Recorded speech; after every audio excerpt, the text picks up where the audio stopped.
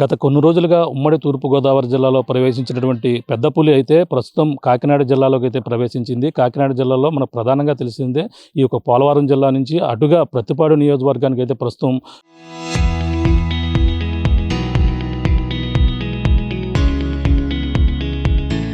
ఇప్పుడు ఎంటర్ అయిన నేపథ్యంలో గత కొన్ని రోజులుగా ఈ యొక్క పులిని అయితే అబ్జర్వేషన్ చేసుకుంటూ వస్తున్నారు.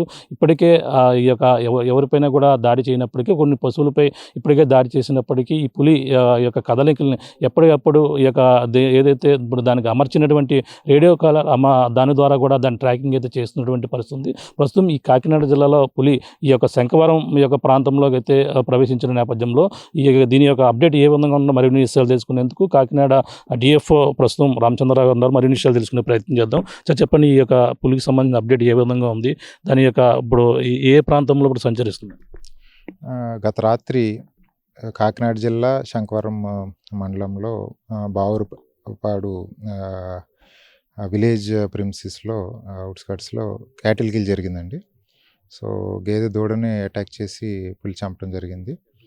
సో ఇవాళ మార్నింగ్ శంఖవరం మండలం ఈ ప్రాంతంలో పులి ఉన్నట్టు మాకు సమాచారం వచ్చింది.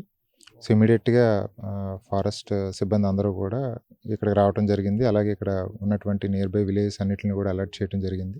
మాతో పాటు రెవెన్యూ అండ్ పోలీస్ సిబ్బంది కూడా ఇక్కడ ఉన్న ప్రజల్ని పూర్తిగా వాళ్ళని అలర్ట్ చేయడం జరిగింది. పశువులను ఎక్కడ కూడా ఇక్కడ దగ్గరలో ఉండకుండా వాళ్ళు కూడా ఈ అటవీ దరిదాపుల్లో ఉండకుండా అన్ని చర్యలు తీసుకుంటం జరిగింది.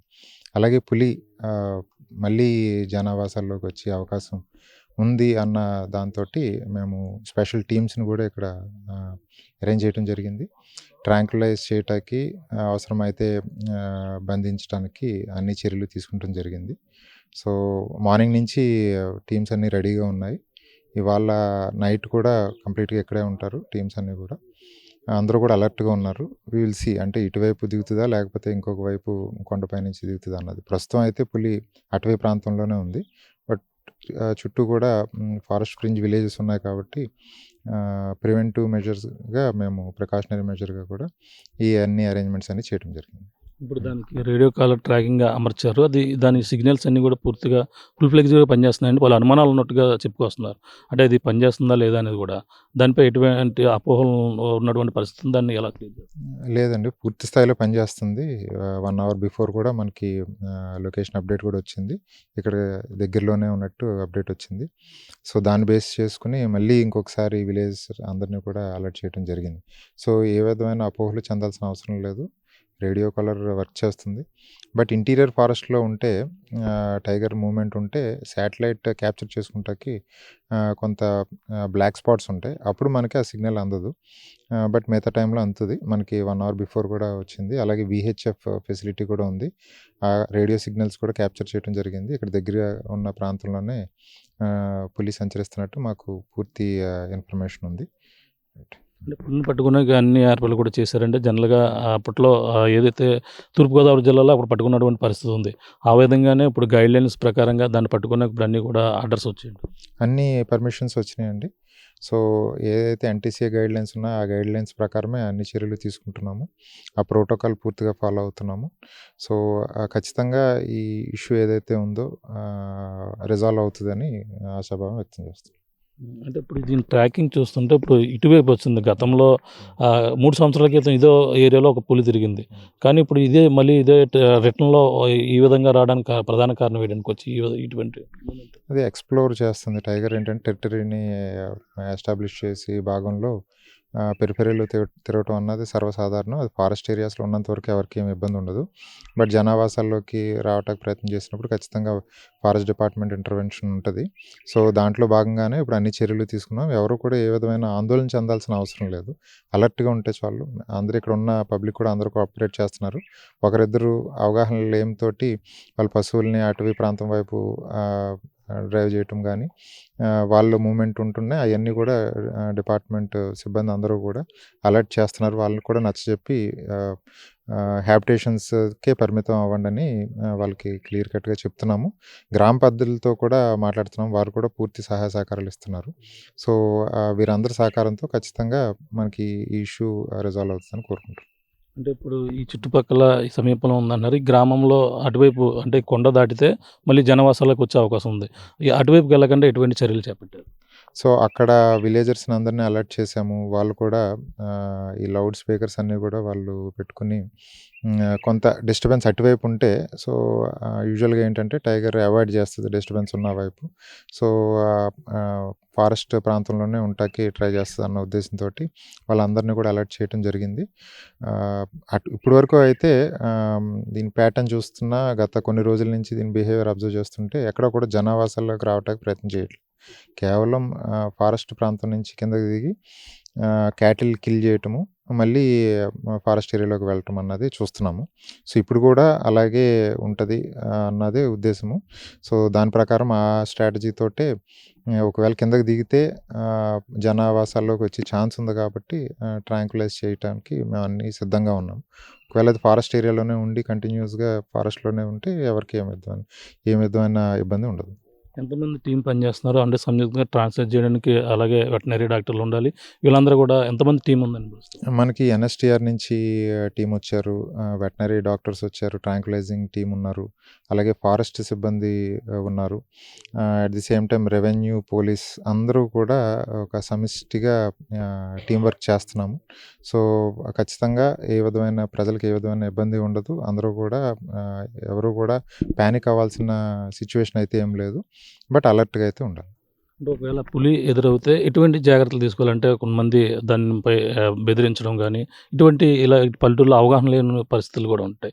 దానికి ఎటువంటి సూచనలు ఇవ్వబోతున్నారు మీ ద్వారా? యూజువల్‌గా పులి మనల్ని అవాయిడ్ చేస్తే మనం కూడా పులిని అవాయిడ్ చేయాలి. సో, దాన్ని అటాక్ చేయడానికి ట్రై చేయకూడదు. వైల్డ్ లైఫ్‌ని ఎప్పుడన్నా అలాంటి థ్రెట్‌గా ఫీల్ అయితే మాత్రం అవి కూడా అటాక్ చేసే అవకాశాలు ఎక్కువ ఉంటాయి. సో, మనం అవాయిడ్ చేయాలి. సో, బేసికల్‌గా ఏంటంటే అది అటవీ ప్రాంతంలోనే తిరగటానికి ట్రై చేస్తుంది.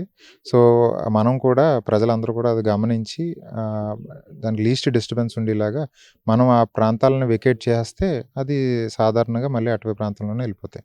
మనం ఎక్కడన్నా డిస్టర్బెన్స్ క్రియేట్ చేస్తేనే థ్రెట్ కింద ఫీల్ అయ్యి అటాక్ చేసే అవకాశాలు ఉంటాయి. అంటే మొన్నటి వరకు ఈ పోలవరం జిల్లా కావచ్చు, ఆ ఏరియాలో రంపచోడవరం ఈ యొక్క ప్రాంతాల్లో సాధ్యం కాలేదు. ఇప్పుడు మన ఏరియాలోకి వచ్చింది దాన్ని పట్టుకునేందుకు ఛాన్స్ ఉన్నాయంటారా? లేదంటే ఇది వచ్చిన దారినే మళ్ళీ ఏదైనా అటవీ ప్రాంతానికి సురక్షితంగా వెళ్ళే అవకాశం ఉందా? లేదా పట్టుకునే అవకాశం ఉంటాయంటారా? అటవీ ప్రాంతంలోనే ఉంటే ఖచ్చితంగా మేము ఫెసిలిటేట్ చేస్తామండి. అటవీ ప్రాంతంలో ఎక్కడ కూడా ట్రాంక్యులైజ్ చేసి అవకాశం లేదు. మనకి ఎన్టీసీఏ గైడ్‌లైన్స్ ఒప్పుకోవు. మేము కూడా అలాంటి ప్రయత్నం చేయము. అటవీ ప్రాంతంలో ఉంటే అటవీ ప్రాంతంలోకి డీప్ ఇన్‌సైడ్ ఫారెస్ట్ వెళ్ళిపోతే ఎవరికీ ఏ విధమైన ఇబ్బంది ఉండదు. బట్ ఇన్ కేస్ హ్యాబిటేషన్స్ వైపు వస్తేనే ఇబ్బంది. సో, అలా వచ్చినప్పుడు ప్రిపేర్డ్‌నెస్ ఉండాలి కాబట్టి మనం అన్ని జాగ్రత్తలు తీసుకుంటం జరిగింది. హోప్‌ఫుల్లీ అది అటవీ ప్రాంతంలోనే ఉంటది. అడవిలోకే వెళ్ళిపోతదన్నది చూస్తున్నాము. ఇన్ కేస్ ఒకవేళ హ్యాబిటేషన్స్ వైపు వస్తే ఖచ్చితంగా ప్రజలకి ఏ విధమైన ఇబ్బంది లేకుండా ట్రాంక్యులైజ్ చేసి బంధించచ్చు. బోన్లు కూడా ఏర్పాటు చేస్తున్నారు. బోన్లు కూడా ఉన్నాయండి. అన్నీ రెడీగా ఉన్నాయి. Equipment everything is ready. Tranquilize అయితే ఇమ్మీడియేట్‌గా షిఫ్ట్ చేయటానికి కూడా అన్ని అరేంజ్‌మెంట్స్ అన్నీ కూడా జరిగినాయి. రైట్. Thank you.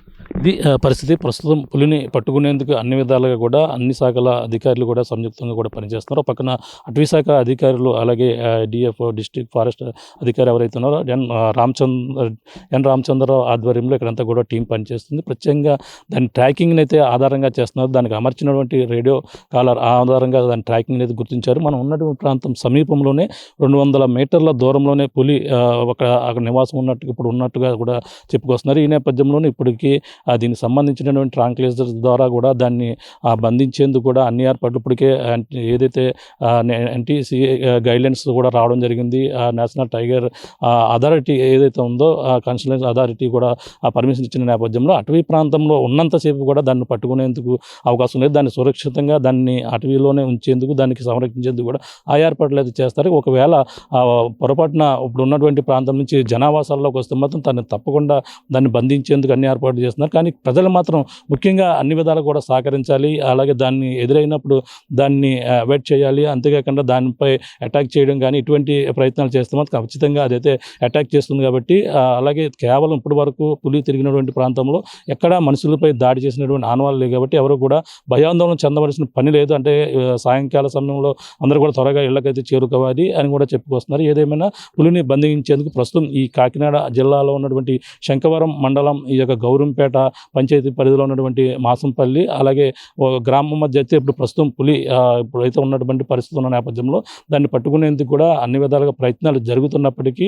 ఇప్పుడు ఏదైతే ఈ యొక్క ప్రాంతంలో మరొక ప్రాంతానికి వెళ్తుందా లేదంటే ఆ కొండ దిగి వెళ్తే మాత్రం ఆ జనావాసాల్లోకి వెళ్ళే అవకాశాలు అయితే కనబడుతుందని కూడా చెప్పుకొస్తున్నారు. ఏదేమైనా ఈ కాకినాడ జిల్లాలో ప్రవేశించినటువంటి పులిని పట్టుకునేందుకు అటవీశాఖ అధికారులు అయితే మొత్తం రెవెన్యూ అలాగే పోలీసులు అందరూ కూడా ఇప్పుడైతే ప్రస్తుతం పనిచేస్తున్నటువంటి పరిస్థితి ప్రధానంగా కనపడుతుందని చెప్పాలి. ఇది కూడా నా తాజా పరిస్థితి. కెమెరామెన్ అనితో ప్రకాష్ RTV కాకినాడ నుంచి.